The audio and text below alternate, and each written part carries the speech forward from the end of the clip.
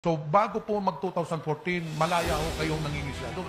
Opo sir, mula nung, gaya nga ng sinabi ko, mula nung umupo si Presidente Duterte, hanggang sa ngayon nakapangisda kami. Ngayon lang po nangyari muli, nung May 14, ngayon pong taon lang, na nangyari ulit po na nangharas po sila.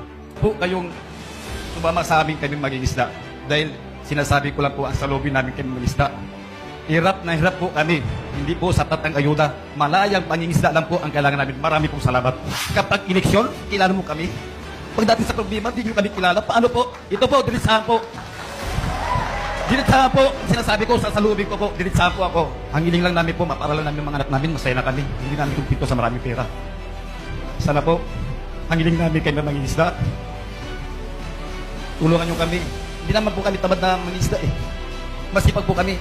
Ang ayuda, parang banid lang yan. First lang sa amin yan. Kinabukasan, wala na. 5,000, 2,000. Tutusin kami mangisda. Ilan kailangan yan. Kung malaya kaming